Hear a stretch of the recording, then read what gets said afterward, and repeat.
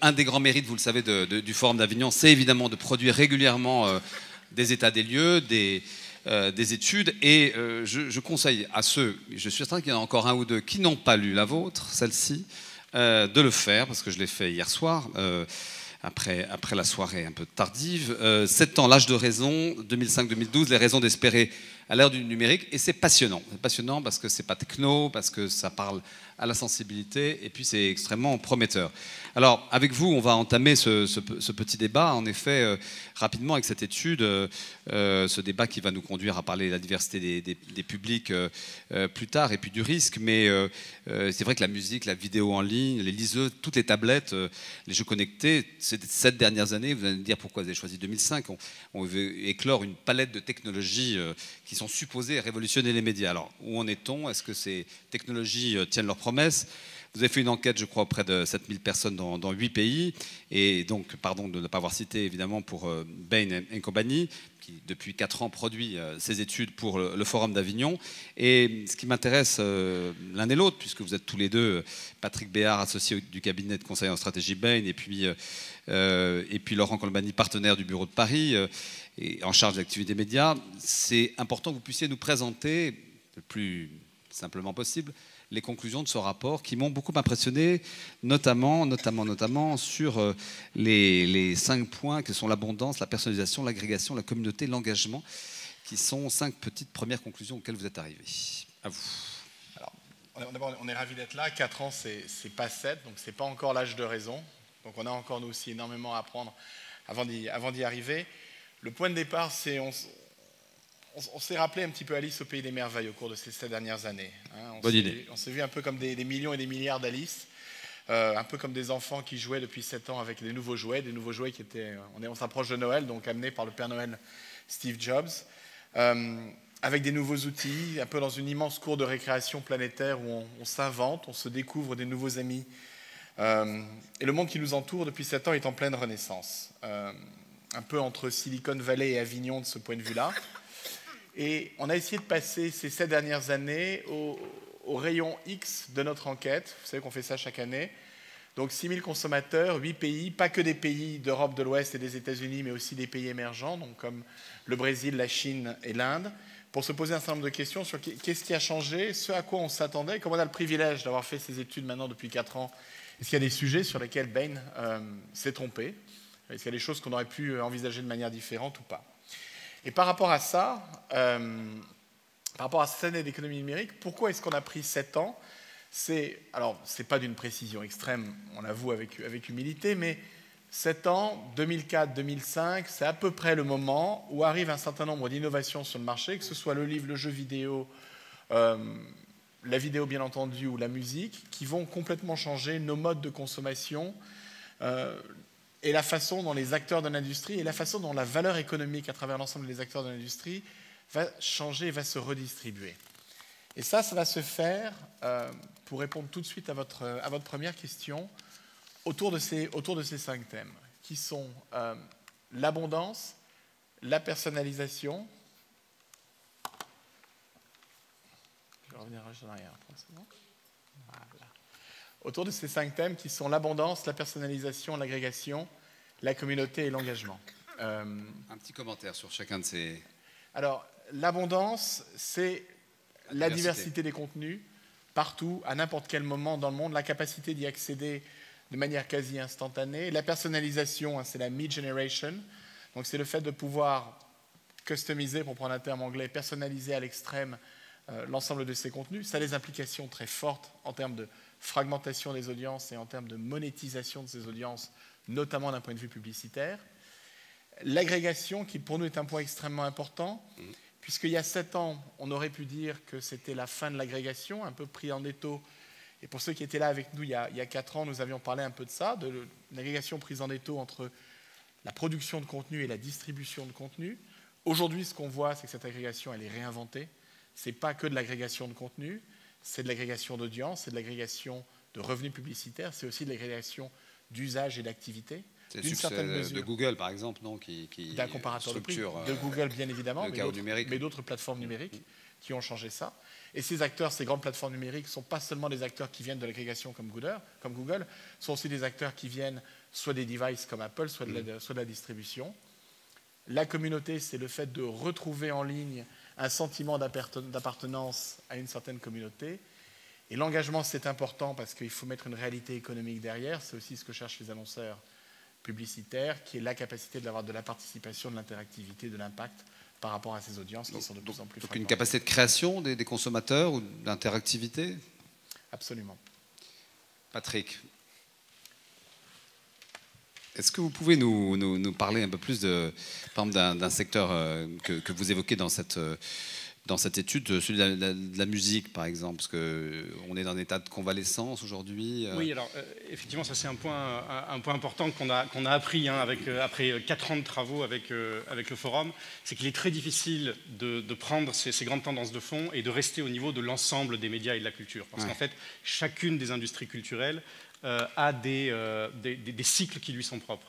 Et c'est justement ce à quoi on s'est intéressé cette année, c'est de regarder au travers de ces 7 années de numérique qu'en fait on a des industries qui sont à des points très différents de maturité, en quelque sorte, de leur expérience de la transition numérique. Et donc, par exemple, effectivement, la musique est un cas intéressant, puisque c'est de façon très emblématique l'un des premiers secteurs à avoir expérimenté, on va dire, le plein impact du numérique.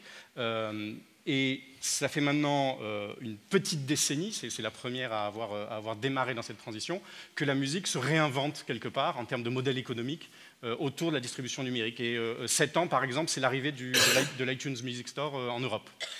Et aujourd'hui, ce qu'on voit au travers de notre enquête, par exemple, c'est que les usages connectés de la musique, alors c'est le téléchargement bien sûr, mais de plus en plus le streaming, prennent une place de plus en plus importante dans les usages des consommateurs, et ce, quels que soient les pays, que ce soit en Occident bien entendu, mais également de façon assez intéressante dans les pays émergents où on voit une sorte de logique de rattrapage, où on voit les mêmes usages en fait se répandre. Et là-dessus, la raison d'espérer quelque part, c'est qu'après des années de réinvention, de restructuration, il faut bien dire, l'industrie de la musique peut envisager une stabilisation, à nouveau la croissance, par un simple effet mécanique qui est qu'aujourd'hui, par exemple dans les pays matures les plus matures comme les États-Unis, les ventes numériques sont à peu près au niveau des ventes physiques. Et comme par définition le physique décroît et que le numérique croît, on a là une industrie qui peut aspirer à la croissance à nouveau. Alors, sans aborder la question du risque qu'on abordera plus tard, quand même, le paysage que vous dressez n'est pas tout rose. D'abord, vous semblez dire que l'âge de raison n'est pas du tout arrivé pour les industries culturelles, et puis qu'il y a des très belles aventures, des aventures très, très fortes qu'on peut imaginer et citer. Par exemple, c'est vrai qu'en 2008, seulement 60 millions d'utilisateurs de Facebook, et puis là, on est à 1 milliard aujourd'hui, en 4 ans. Donc, c'est des croissances incroyables, des accélérations incroyables. Mais vous parlez aussi d'échecs, je crois qu'on peut citer MySpace ou Ping, d'autres. Donc il y a un facteur de risque encore, et tout ça n'est pas stabilisé. On ne sait pas complètement où on va. Et votre prochaine étude dans 5 ans... Oui, s'il y a peut-être l'un des points auxquels on s'attache dans l'étude, les premières conclusions qu'on arrive à tirer, c'est finalement que la norme est devenue la réinvention, quelque part. Et que cette notion de différents cycles numériques, je pense que l'illustration de la vidéo est intéressante. La télévision a connu une première révolution numérique, il n'y a pas très longtemps, c'était la délinéarisation. Le fait qu'on peut maintenant, à la demande, aller chercher des programmes. Et a plutôt, je dirais, bien vécu cette transformation. Elle devient de plus importante dans les usages. Elle n'a pas révolutionné le modèle économique, et elle a vraiment créé de la valeur pour les utilisateurs. Et de façon intéressante, cette première révolution est aujourd'hui immédiatement suivie d'une nouvelle, qui est celle de l'émergence du deuxième écran, la tablette, qui, il y a 7 ans, on parlait de qu'est-ce qu'on a réussi à prévoir, pas prévoir.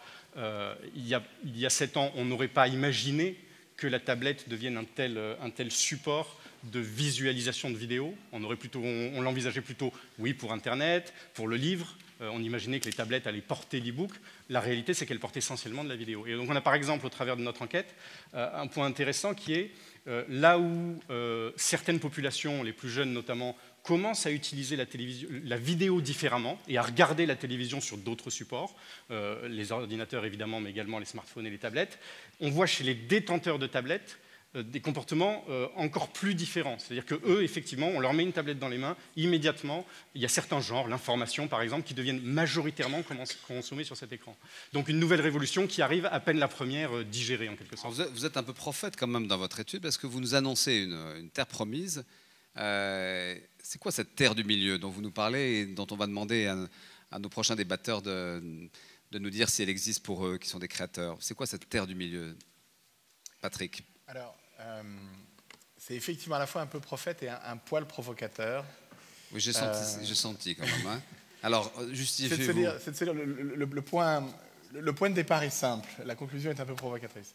C'est de se dire finalement avec la disparition des barrières de distribution, le passage de l'analogique au numérique, le fait que les coûts de distribution sont baissés très fortement ces dernières années, notamment dans la vidéo, ça permet à un certain nombre de contenus qui ne trouvaient pas leur audience, de trouver une audience qui n'est pas une audience de masse, qui n'est pas une super audience, mais qui va permettre à un certain nombre de créateurs de trouver leur public.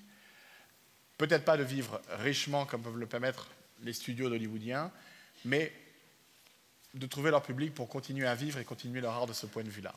C'est ce qu'on a essayé d'illustrer sur ce graphique, entre la diversité et la puissance. Ça ne change rien, les blockbusters, les locomotives économiques sont indispensables à l'ensemble des industries culturelles et vont continuer à l'être. Quand on le regarde sur longue période, c'est le cas, et on en a fait l'analyse. La longue tail des contenus qui sont user-generated va continuer à exister, mais soyons honnêtes, ça ne représente qu'une monétisation quasi inexistante de ce point de vue-là. Ce qui nous semble intéressant, c'est qu'entre les deux, il y a une terre, qui est une terre qui doit permettre à un certain nombre de contenus qui ne sont pas des contenus de niche, mais qui ne sont pas des contenus de masse, qui sont des contenus un petit peu plus verticalisés, de trouver des audiences plus segmentées, et donc de faire vivre les créateurs de ce point de vue-là. De notre point de vue, c'est créateur de valeur, parce que ça apporte plus de diversité, et donc plus de richesse. Bon, bah, écoutez, on va explorer cet état d'apesanteur là, entre les masses et puis les niches, hein, en gros c'est ça, cette terre du milieu. Cette enquête, vous allez l'actualiser, vous allez continuer à travailler régulièrement pour donner des données nouvelles? Oui, c'est un peu la démarche, hein, et c'est ce qu'on recherche énormément dans le partenariat dans la durée avec le forum, c'est qu'effectivement, au fur et à mesure de ces différentes années, on a couvert en fait l'ensemble des grandes catégories culturelles et des médias au travers des dernières années, et on a là aujourd'hui finalement un panel et un historique qui s'accumule, qui commence à nous donner un peu de recul. Et certes, on n'est pas encore à 7 ans et on espère bien entendu aller au-delà, mais d'ores et déjà, on peut observer des réponses différentes aujourd'hui quand on interroge les consommateurs sur la façon dont ils utilisent la vidéo, dont ils utilisent la musique, par rapport aux réponses qu'ils nous donnaient il y a 4 ans. Et donc l'idée, c'est bien de perpétuer cet exercice. Écoutez, merci beaucoup. Merci à vous, Patrick Béard. Merci à vous, Laurent Compagnie, à cette étude réalisée par Bain, que je vous conseille vraiment, quand vous rentrez ou quand vous avez le temps, lisez-la, parce qu'en peu de mots, elle dit beaucoup de choses. Et puis encore merci, parce qu'avec vous, on a gagné 7 minutes. Voilà, on a rattrapé un peu de temps. Voilà. Merci. Merci.